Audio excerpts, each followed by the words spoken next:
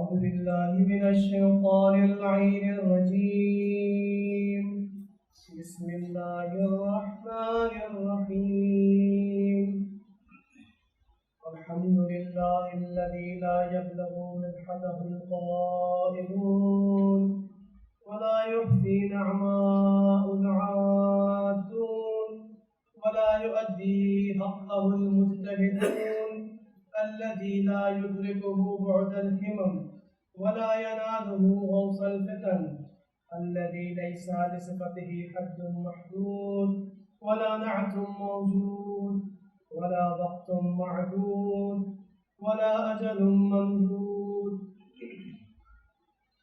فطر الخلائق بقدرته ونشر الرياح برحمته وصل على جميع الأنبياء والمرسلين سيما خاتمهم وأفضلهم سيدنا وسيد الكونين جد الحسن والحسين أعني بالقاسم مصطفى محمد. اللهم صل على محمد وصل على أهل بيته الطيبين الطاهرين المعصومين المنتجبين. وأما بعد، فقد قال الله تبارك وتعالى في كتاب المجيد والفرقان الحميد: بسم الله الرحمن الرحيم. والعصر إن الإنسان لفي خسر إلا الذين آمنوا وعملوا الصالحات وتواصوا بالحق وتواصوا بالصبر. اللهم صل على محمد وآل محمد. شکر ہے پروردگار مطلق کا کہ جس کی نعمتوں کی گنتی کوئی بجا نہیں جا سکتا، اور شکر ہے اس اللہ کا کہ جس کے وجود کی معرفت تک کوئی بھی بشر پہنچ نہیں سکتا، کہ اس نے ہمیں توفیق دی اس در سے وابستہ رہے، در محمد و آل محمد.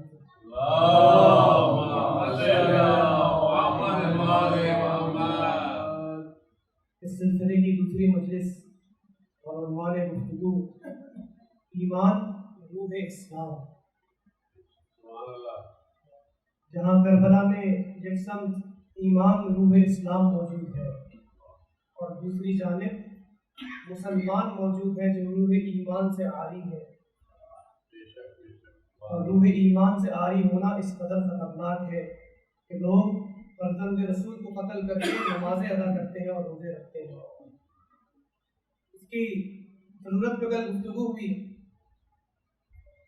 خداوند تبارک و تعالیٰ قرآن میں ارشاد فرما رہا ہے: والعصر، زمانے کی قسم. کل یہ بیان ہوا کہ اللہ اور انسانوں کی قسم کھانے میں فرق ہے. کہ جب انسان قسم کھاتے ہیں دلیل نہیں ہوتی تو قسم کھاتے ہیں، اور اللہ جب قسم کھاتا ہے تو دلیل کی قسم کھاتا ہے. سبحان اللہ.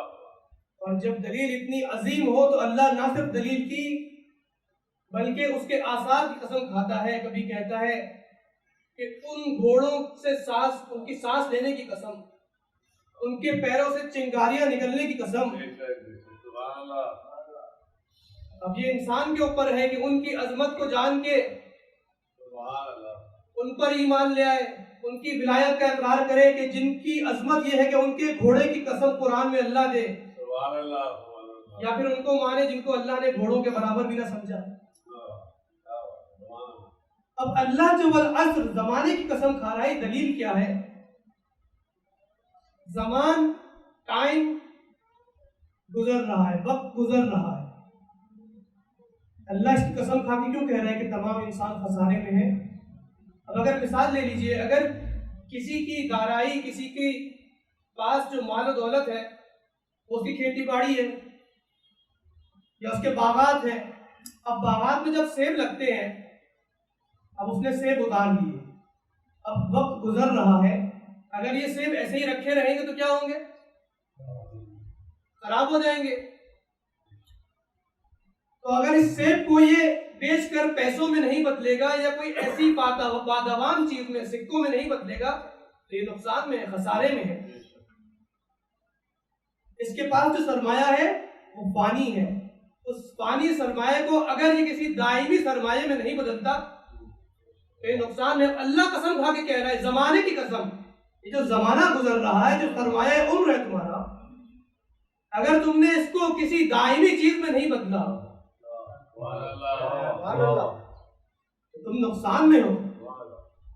اب وہ غیر فانی اشیاء کون سی ہیں کہ جس میں انسان نے اپنی سرمایہ عمر کو بدلنا ہے؟ تو اللہ آگے فرماتا ہے کہ وہ دائمی، وہ بقا پانے والی چیزیں کیا ہے؟ ایمان ہے، عمل صالح ہے، حق ہے اور صبر ہے۔ اب اس سے معلوم ہوا کہ اگر ایمان نہ ہو تو خسران مبین ہے، انسان کا نقصان ہی نقصان ہے۔ پھر بات یہاں تک پہنچی کہ ایمان ہے کیا؟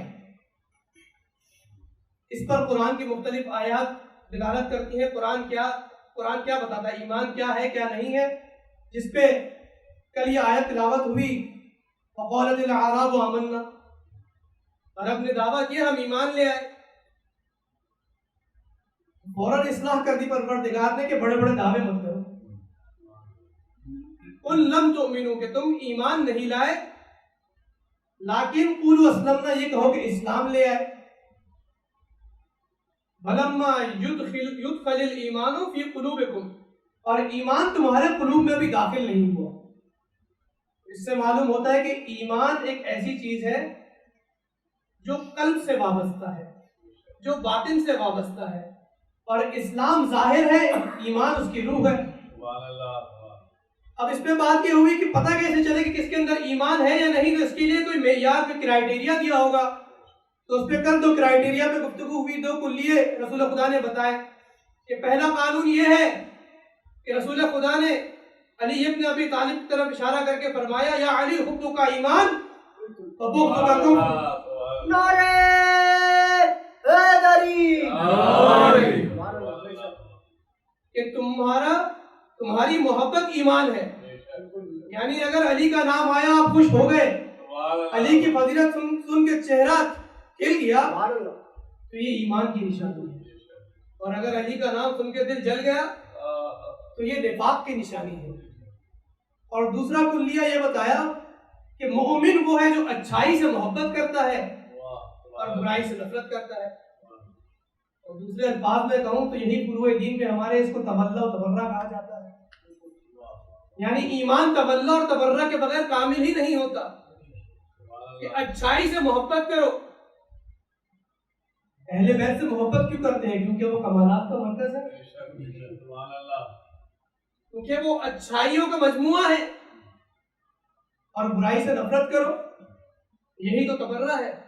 اس کا مصداق ہی تو ہے، آپ جب درود بھیجتے ہیں کہتے ہیں اللہم صلی علی محمد وآل محمد، اور زیارت عاشورہ میں پڑھتے ہیں اللہم لعن اول ظالم ظلم حق محمد وآل محمد، کہ اللہ جس نے محمد وآل محمد پہ سب سے پہلے ظلم کیا اور جس نے آخر تک ظلم کرتا رہا سب پر، یہ تبرہ ہے، یہ اس کے مصداق ہے۔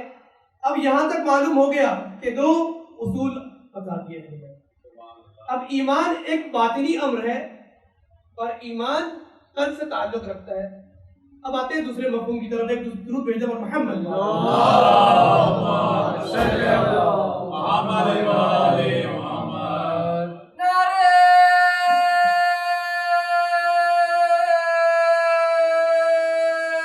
حیدری۔ منطق کے اندر دو مفہوم بیان ہوتے ہیں، مفہوم متواتی اور مشکل۔ اب بہت سے لوگ کہیں گے یہ کیا نئی چیز ہے، میں سمجھا دیتا ہوں اس کو۔ متواتی کیا ہوتا ہے اور مشکل کیا ہوتا ہے؟ متواتی اس مفہوم کو کہتے ہیں جو اپنے تمام مصادیق پر بطور یکساں دلالت کرتا ہے۔ مثلا میں کہوں کہ ایسی بیٹھنے والی چیز کو جس کے کچھ پاؤں ہوتے ہیں اس کو کرسی کہا جاتا ہے۔ اب ہو سکتا ہے اس کے 2 پیر ہو، 3 پیر ہو، 4 پیر ہو، اس کو کرسی کہتے ہیں۔ اب کرسی لوہے کی ہو یا لکڑی کی ہو، کرسی ہونے میں وہ برابر ہے۔ کرسی کا مفہوم دونوں میں پورا اترتا ہے۔ آپ یہ نہیں کہہ سکتے یہ زیادہ کرسی ہے وہ کم کرسی ہے، کرسی ہونے میں دونوں برابر ہے۔ ہاں بڑی کرسی چھوٹی کرسی ہو سکتی ہے، وہ مشکک مفہوم ہے۔ اب ایک صاحب جو ہے الیکشن کی تیاریوں میں تسبیح پڑھ رہے تھے، کیا پڑھ رہے ہیں؟ آیت الکرسی پڑھ رہے تھے۔ اتنی جلدی کیسے پڑھ رہے ہیں؟ کہہ رہے ہیں آیت تو نکل گئی، کرسی کرسی پڑھ رہے ہیں۔ درود بھیجو بر محمد۔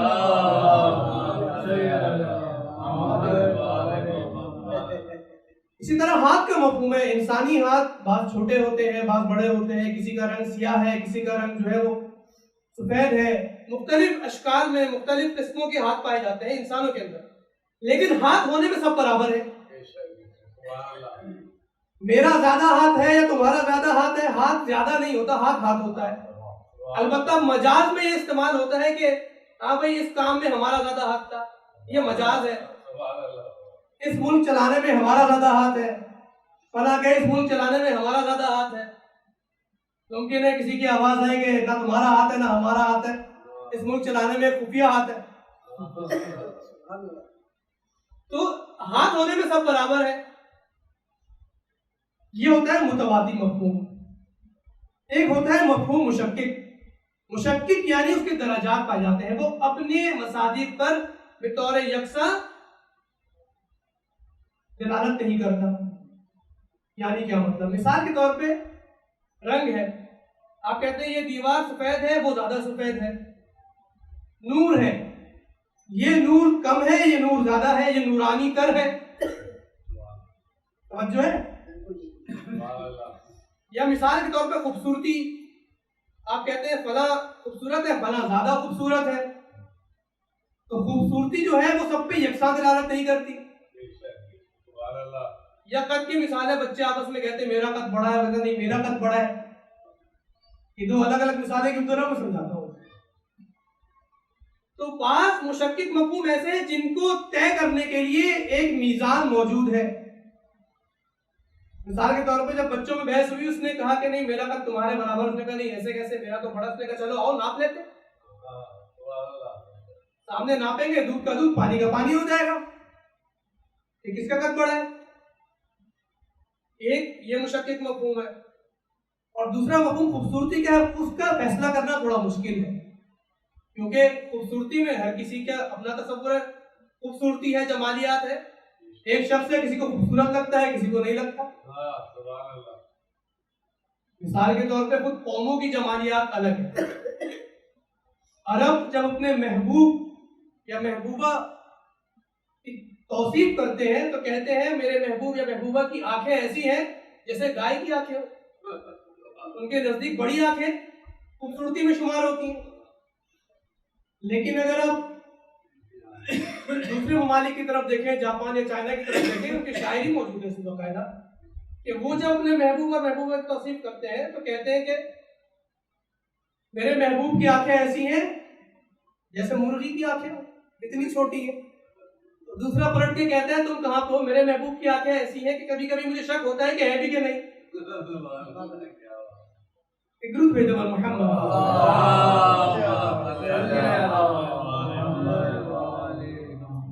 تو اس میں کچھ فیصلہ مشکل ہوتا ہے، اور اس کا شکار ایک بار ہم بھی ہو گئے۔ ایک بار استاد نے یہ سمجھانے کے لیے مجھے اور ایک ہمارے دوستوں کو بلا لیا، آپ آ جائے، دونوں سامنے کھڑے ہو جائیں، اور اب 30 لڑکے آگے بیٹھے ہوئے، قد کا تو فیصلہ دیکھ کے ہی ہو گیا، تو اس کا قد مجھ سے بڑا تھا۔ سب نے کہا بھائی اس کا قد بڑا ہے، کوئی اس میں دو رائے نہیں ہے۔ لیکن جب خوبصورتی کی بات آئی، اب جو ہے عزت کا بھی سوال آ گیا۔ 30 بندے سامنے کھڑے، پہلے میری طرف اشارہ کیا، بتائیں کتنے لوگ ان کو خوبصورت سمجھتے ہیں؟ تو 30 بندوں میں سے 5 بندوں نے ہاتھ اٹھایا۔ میں نے کہا لو بھائی۔ اب جب اس کی باری آئی تو پھر دوبارہ 5 بندوں نے ہاتھ اٹھایا۔ تو 30 بندوں میں سے جب میری باری آئی جب بھی 5 بندوں نے ہاتھ اٹھایا، جب اس کی باری آئی جب بھی 5 بندوں نے اٹھایا، تو ہمارے استاد آگے سے کہنے لگے یہ سارے سیانے اپنے آپ کو خوبصورت سمجھ رہے ہیں۔ تو خوبصورتی کا معیار ہر کسی کا الگ ہے۔ تو اب ایمان جو ہے وہ متواتی ہے یا مشکک ہے؟ ان دو مفہوم میں سے کون سا مفہوم ہے؟ اسلام کا جو مفہوم ہے، اسلام فقہی کی بات ہو رہی ہے، حقیقی اسلام جدا ہے۔ اسلام فقہی یعنی جس نے کلمہ پڑھ لیا وہ مسلمان ہے، اس کا خون، اس کا مال، اس کی جان سب قابل عزت ہے، قابل احترام ہے. آپ یہ نہیں کہہ سکتے میں اس سے زیادہ مسلمان ہوں. وہ بھی مسلمان ہے، آپ بھی مسلمان ہیں. وہ قابل حرمت ہو گیا. آپ یہ نہیں کہہ سکتے فلاں کو جب اس نے کلمہ پڑھ لیا کہ یہ کافر ہے اور اس کا قتل جائے. آپ کہہ نہیں سکتے. لیکن ایمان کیا ہے؟ ایمان جو ہے وہ مشکک ہے، کیونکہ قرآن کہتا ہے کہ جب کہا گیا کہ لوگ تمہارے قتل کے در پہ ہیں اور جمع ہو گئے ہیں تو فزادہم ایمانا، اللہ کہتا ہے ان کے ایمان میں اور اضافہ ہو گیا. ایمان ایک ایسا مفہوم ہے جو درجات رکھتا ہے. اس قرآن سے بھی ثابت ہے اور روایات میں بھی ہے. جب امام جعفر صادق علیہ السلام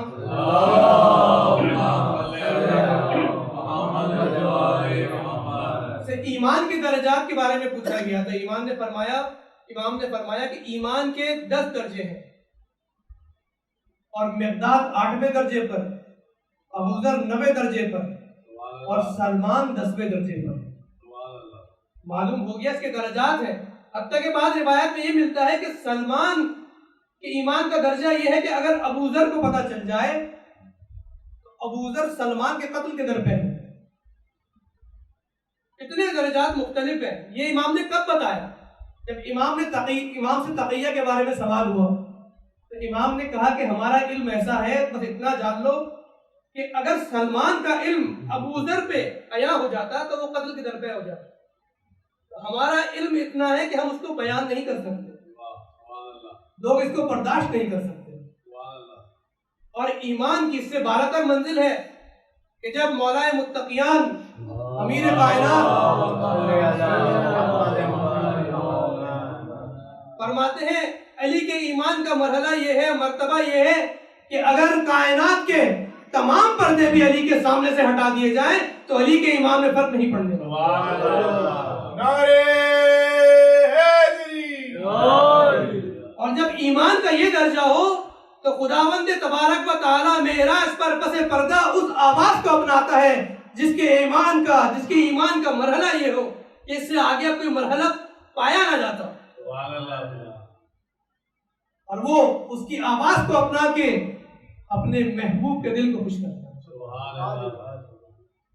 اور جو یہ ایمان رکھتا ہو وہ اللہ کا بھی محبوب ہوتا ہے اور رسول اللہ کا بھی محبوب ہوتا ہے. ایک درود بھیجے امام علی کی ذات.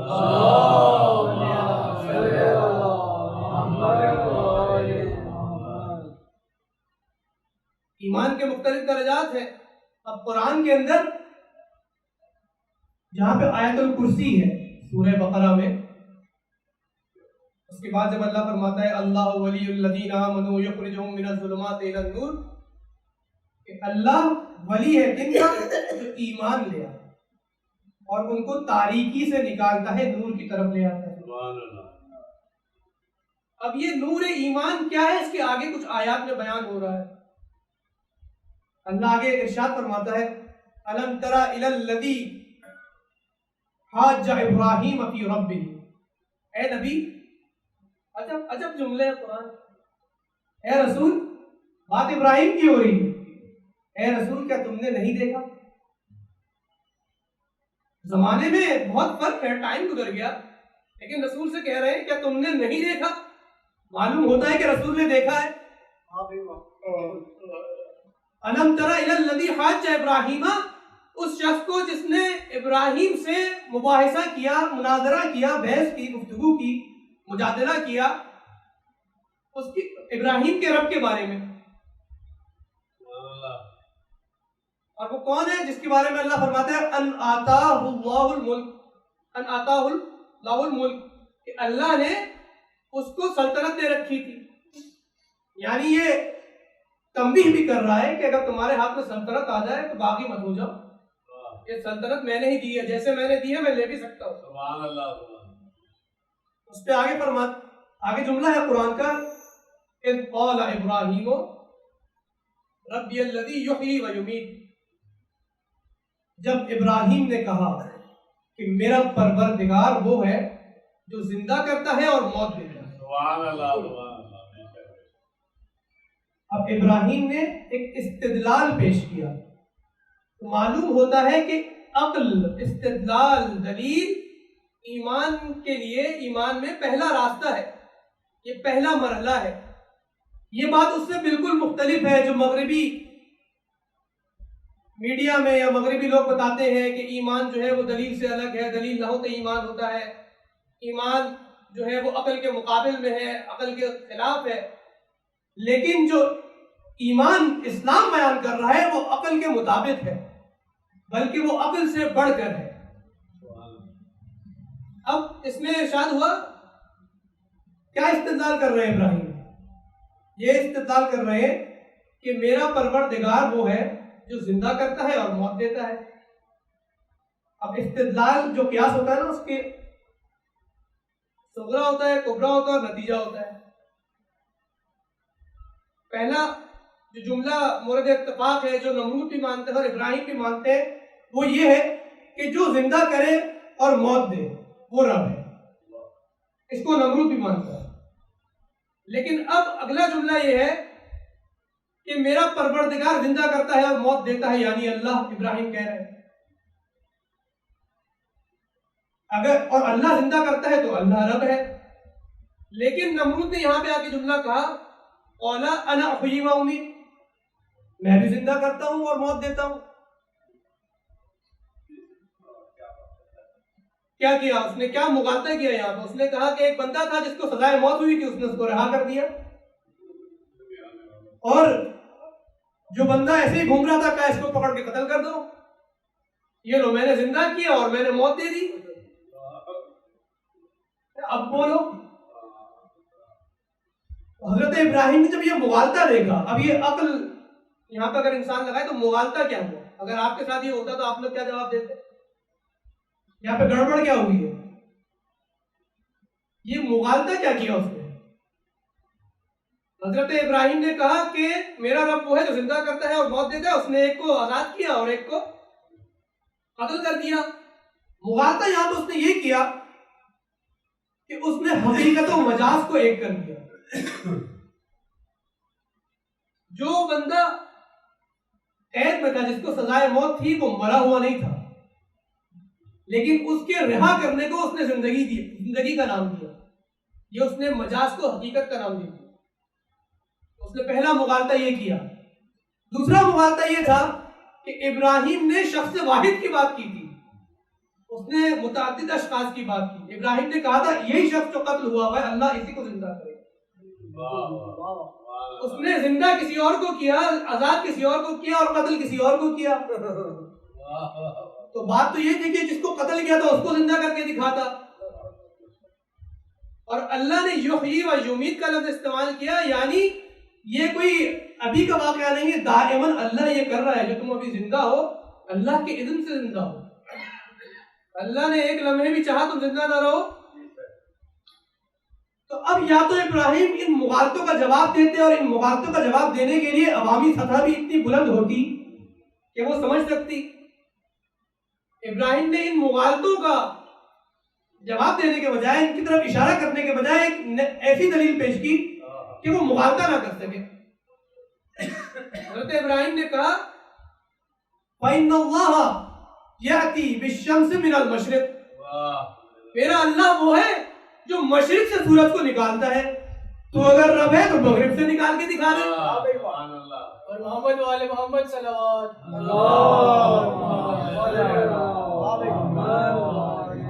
اس سے بہتر درود ختم کر.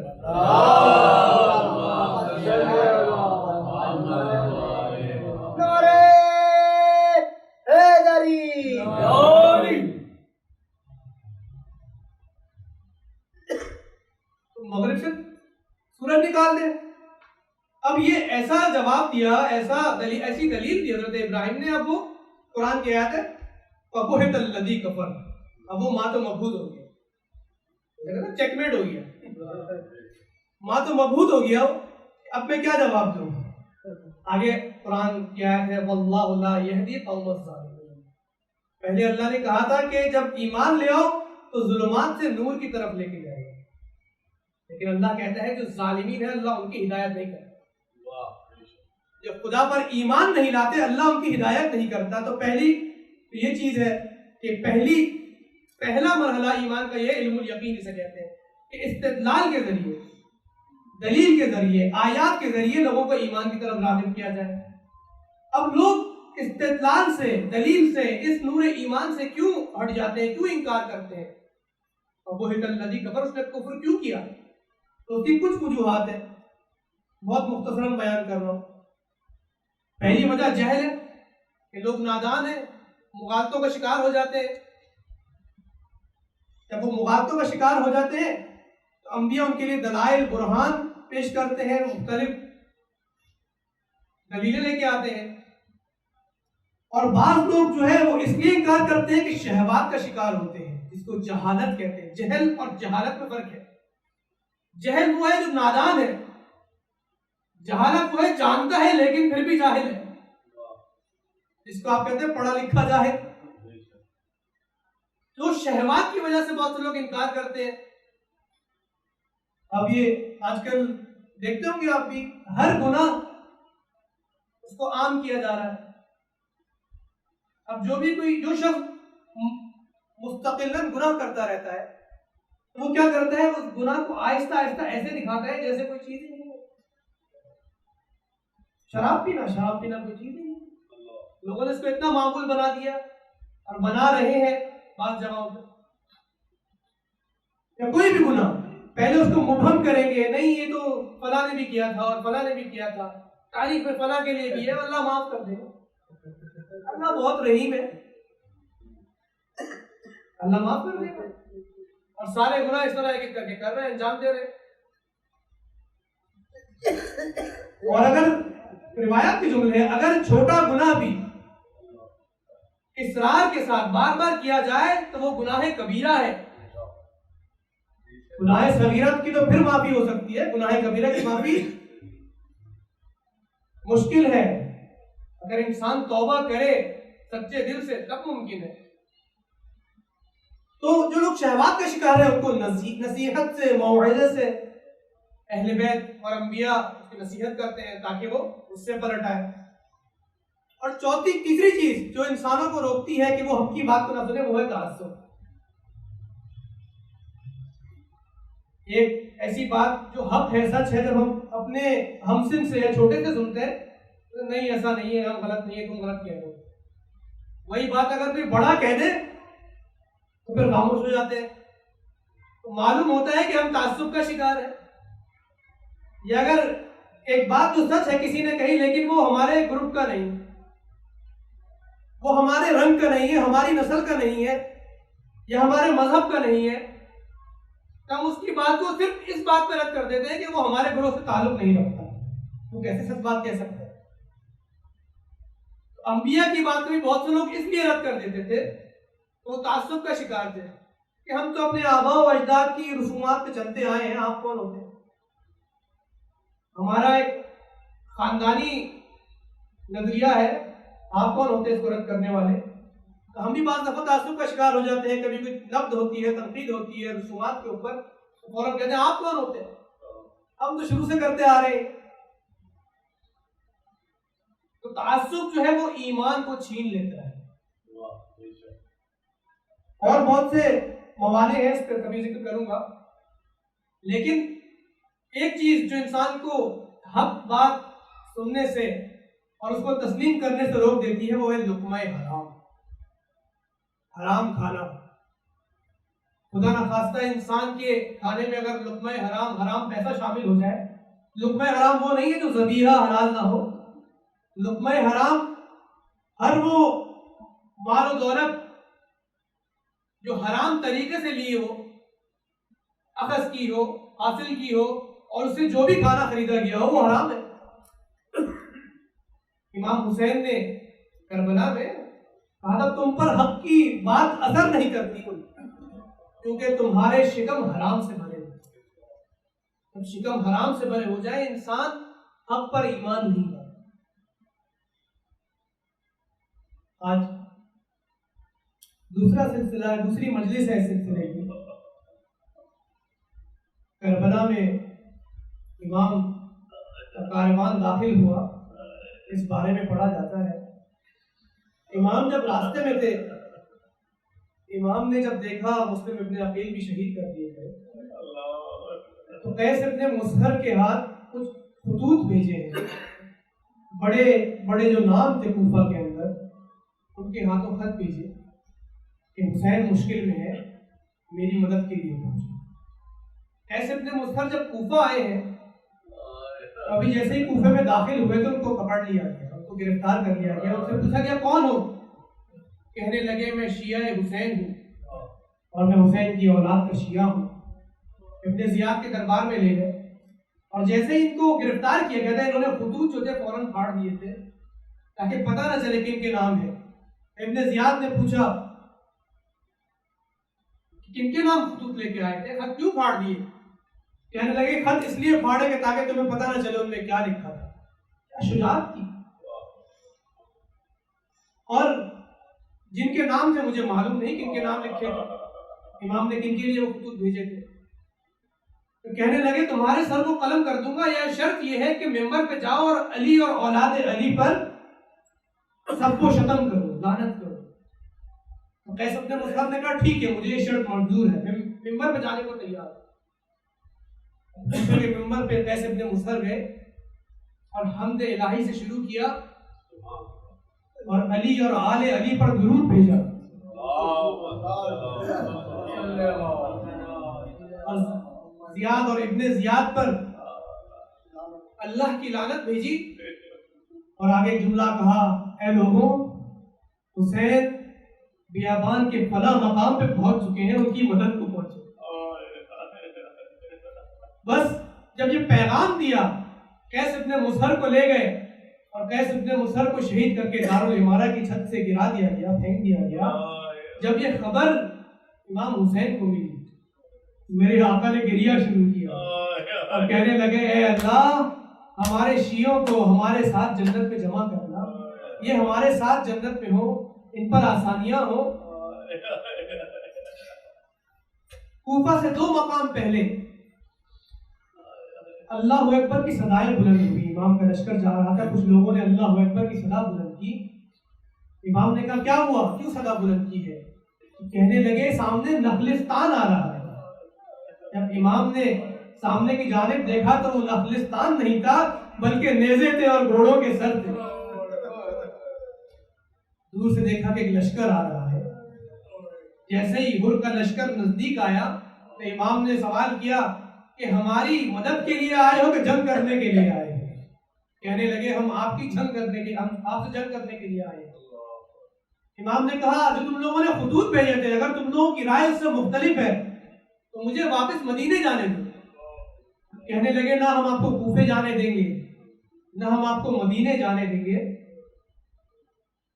امام نے کہا پھر ایسا راستہ اختیار کرتے ہیں جو نہ کوفے کو جاتا ہو نہ مدینے کو جاتا ہو۔ ایک راستہ انتخاب کیا اور عزید کی جانب امام چل پڑے۔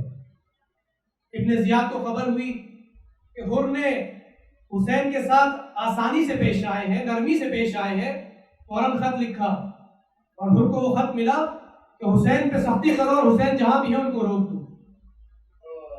ہر لشکر کے آگے آ گئے، مولا حسین کو روک دیا۔ مولا حسین نے کہا، فرمایا ہر تم نے خود ہی فیصلہ کیا تھا کہ ایسے راستے پر جائیں گے جو نہ مدینے کو جاتا ہو نہ کوفے کو جاتا ہو، اب کیوں روکا ہے؟ کہنے لگے مجھے حکم ہوا ہے ابن زیاد کی طرف سے اور اس نے مجھ پر جاسوس چھوڑے ہیں کہ میں آپ سے سختی کے ساتھ پیش آؤں۔ یہاں پر امام نے اپنے اصحاب کو جمع کیا اور ایک خطبہ ارشاد فرمایا۔ اس خطبے کا مضمون یہ ہے کہ زمانے نے اپنے رنگ بدل لیے ہیں، ہمارے معاملات بدل گئے ہیں۔ اب وہ زمانہ ہے جب حق پر عمل نہیں ہوتا اور لوگ باطل پر کمر پیرا ہے۔ جب یہ موقع آ جائے تو مرد مومن پر لازم ہے کہ مرد مومن لقاء اللہ سے ملاقات کی تیاری کرے۔ یہاں پہ اصحاب کھڑے ہوئے اور کہنے لگے کہ ہم حق پر آپ کا ساتھ دیں گے۔ مختلف اصحاب کھڑے ہوئے اور کہنے لگے کہ ہمارے جسم ٹکڑے ٹکڑے بھی کر دیے جائیں یا رسول اللہ، ہم آپ کا ساتھ نہیں چھوڑیں گے۔ امام جو ہے سوار ہوئے اور ہر بھی کبھی لشکر کا راستہ روکتے تھے، کبھی پیچھے چل پڑتے تھے۔ ایک وقت آیا کہ امام سرزمین کربلا میں داخل ہوئے۔ 2 محرم تھی، 2 محرم کو جب امام داخل ہوئے تو امام نے پوچھا کہ اس جگہ کا نام کیا ہے؟ تو کہنے والوں نے کہا کہ اس جگہ کا نام نینوا ہے۔ تو امام نے پوچھا ہل لہا اسم آخر، کیا اس کا کوئی اور نام بھی ہے؟ کسی نے کہا اس جگہ کا نام ماریا ہے۔ امام نے کہا ہل لہا اسم آخر، تو ایک شخص نے بولا اس جگہ کا نام کرب و بلا ہے۔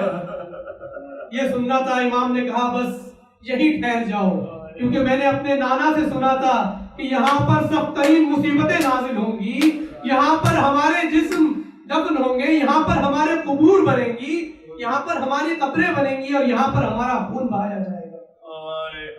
وہاں پر اپنے خیموں کو لگا دیا، اس کرب و بلا میں ٹھہر گئے۔ اور بعض روایت میں یہ ملتا ہے کہ جب کربلا میں داخل ہوئے تو بنی سعد کے قبیلوں والوں کو بلایا۔ جب وہ قبیلے والے آئے تو امام نے ان کے مردوں کی جانب یہ رخ کر کے کہا کہ جب ہم یہاں پہ قتل کر دیے جائیں، شہید کر دیے جائیں، تو یہاں تم آنا اور بس اتنا کرنا کہ ہمارے جسموں کو دفن کر دینا۔ لیکن امام کو اس پہ اطمینان حاصل نہ ہوا، تو خواتین تھی بنی اسد کی، ان کی طرف رخ کر کے کہا کہ اگر تمہارے مرد نہ آ سکے ہمیں دفن کرنے کے لیے تو ایک ہی بڑی سی قبر کھودنا اور تمام جسموں کو اس میں دفن کر دینا۔ لیکن اس پر بھی حسین کو جب اطمینان نہ آیا تو بچوں کی جانب رخ کر کے کہا کہ اگر تمہارے ماں باپ ہم کو دفن نہ کر سکے تو تم کھیلتے کھیلتے آنا، ہاتھوں میں مٹی بھر کے لانا، اپنی مٹھیوں میں مٹی لانا اور ہمارے حصوں۔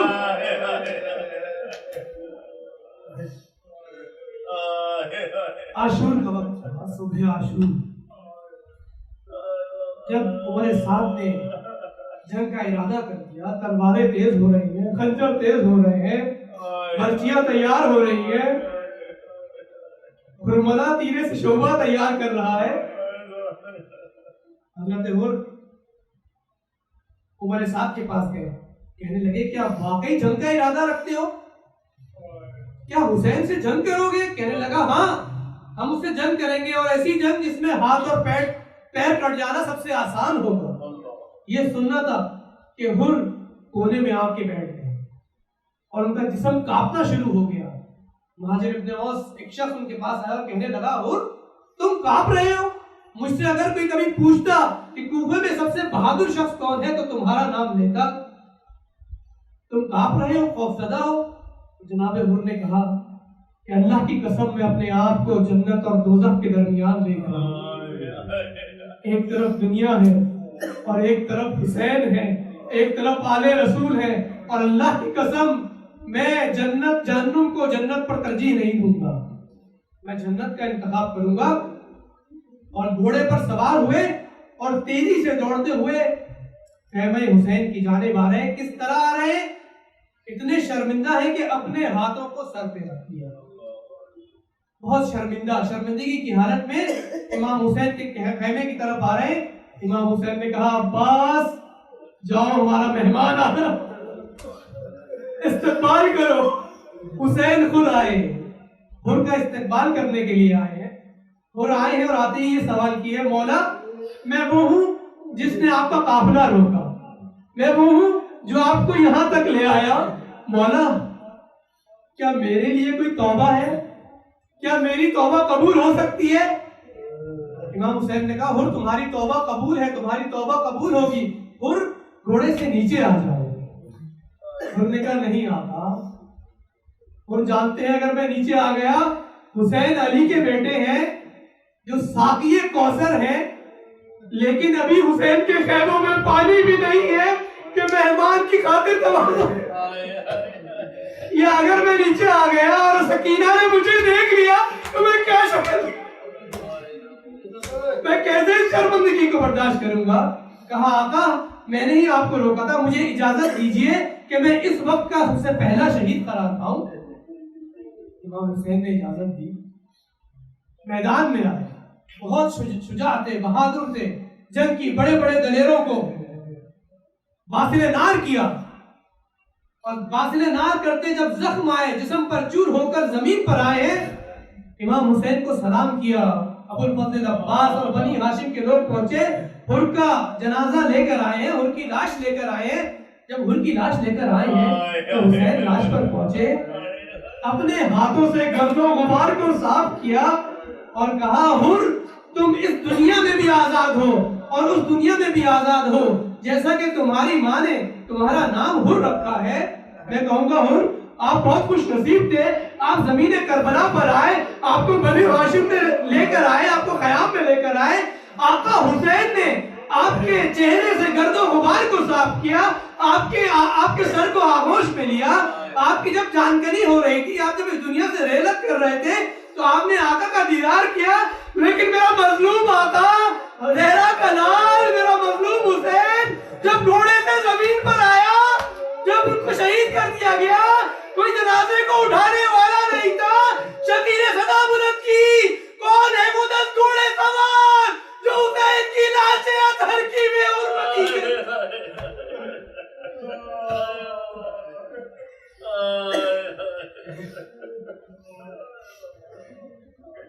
وسيعلم الذين